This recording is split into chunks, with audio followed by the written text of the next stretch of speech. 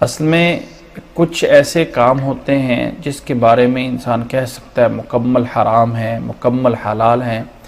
اور کچھ ایسے نبی صلی اللہ علیہ وسلم نے فرمایا ہے، کچھ ایسے امور ہیں جو متشابہ ہیں، مشتبہ ہیں۔ انسان جتنا ان سے بچ سکتا ہے اتنا انسان کے لیے دین میں اور اس کے یعنی دین میں دنیا میں سلامتی ہے، اور جتنا انسان ان سے جو ہے وہ نہیں بچ سکتا ہے اتنا خطرہ ہے کہ کہیں وہ حرام میں نہ پڑ جائے۔ تو یہ سٹاک مارکیٹ کا سب سے پہلے تو میں سمجھتا ہوں کہ مکمل طور پہ اس کو حلال کہہ دینا، مکمل طور پہ اس کو حرام کہہ دینا تھوڑا سا مشکل لگتا ہے۔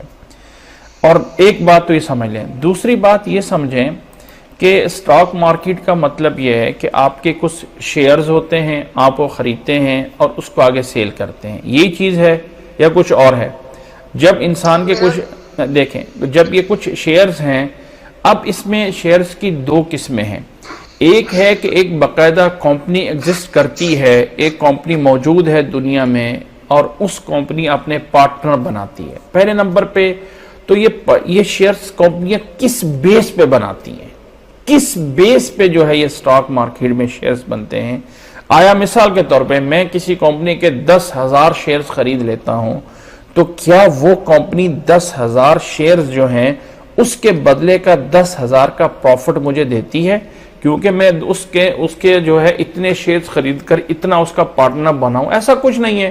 اب میں اپنا شیئر جو ہے وہ آگے کسی کو بیچ دیتا ہوں، وہ اس کی قیمت جو ہو جاتی ہے زیادہ یا کم ہو جاتی ہے، تو وہ مجھے شیئر صرف اور صرف برائے نام کا شیئر دیا جاتا ہے۔ اصل میں کمپنی میں کچھ نہیں ہوتا ہوں، صرف وہ جو ایک کاغذی کاروائی میں یا ایک فگر میں شیئر دیے جاتے ہیں وہی دیے جاتے ہیں۔ تو آپ کس چیز کا خریدا، یعنی آپ لیگلی تو اس کمپنی کے کسی طرح کے، اگر آپ اس کے 10 کروڑ شیئرز خرید لیتے ہیں، آپ اس کا 1 ارب شیئر خرید لیں، وہ جتنا بناتے جائیں بنائے جائیں، پہلے نمبر پہ تو اس سٹیپ پہ غلطی ہے۔ دوسرا سٹیپ یہ ہے کہ ایسی کمپنیوں کے شیئر جو کمپنی مارز وجود میں ہے ہی نہیں ہے، جن کا کوئی نام ہی نہیں ہے، جس کا کوئی کام ہی نہیں ہے، کچھ ایسے شیئرز ہوتے ہیں، ایسی کمپنیاں جو بالکل ایگزسٹ کرتی نہیں ہیں۔ اب اگر کوئی انسان کہتا ہے جی مثال کے طور پہ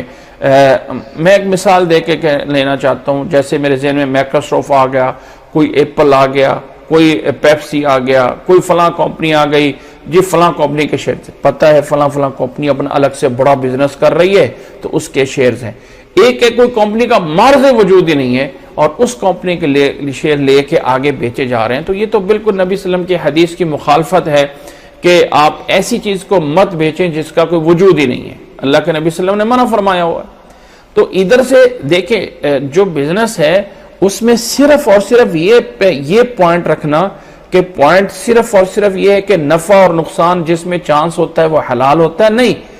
اس کے ساتھ اور چیزیں بھی ہیں کہ یا تو آپ کا سارا کچھ جائے گا یا آپ کو تھوڑا سا لگا کے بہت زیادہ بھی مل سکتا ہے۔ اس میں یہ جو قمار یا جادو کی ہے قمار یا جوے کی قسمیں وہ بھی اس کے قریب آ جاتی ہیں۔ یہ کچھ ایسے نئے قسموں کے ایسے بزنس ہیں کہ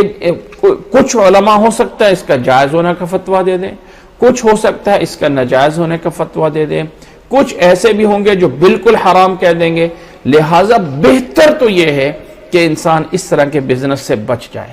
اور اگر کوئی انوالو ہو بھی رہا ہو تو کم از کم اس کمپنی کے شیئرز خریدے جو کمپنی باقاعدہ ایگزسٹ کرتی ہے، جو دنیا میں موجود ہے، اس کے شیئر خریدے جائیں اور اس کے آگے سیل کیے جائیں۔ یہ چیز جو واللہ عالم صحیح لگتی ہے، باقی واللہ عالم بالصواب۔ جیسے آج کل کے جو حالات چل رہے ہیں تو لوگوں کا یہاں پہ ٹرینڈ ہے چل رہا کہ آج کل پیسہ لگانا سٹاک مارکیٹ میں جو ہے وہ بیسٹ ٹائم ہے، کیونکہ لوگوں کے حالات خراب ہونے کی وجہ سے ان کی قیمتیں چیزوں کی گر گئی ہیں، اور جو جتنے زیادہ شیئر خرید لے گا وہ اتنا منافع کمائے گا بعد میں جب وہ اس کی قیمتیں بہتر ہو گئی۔ دیکھیں بات یہ ہے کہ اب یہ بیسٹ ٹائم ہے یا بیسٹ ٹائم نہیں ہے۔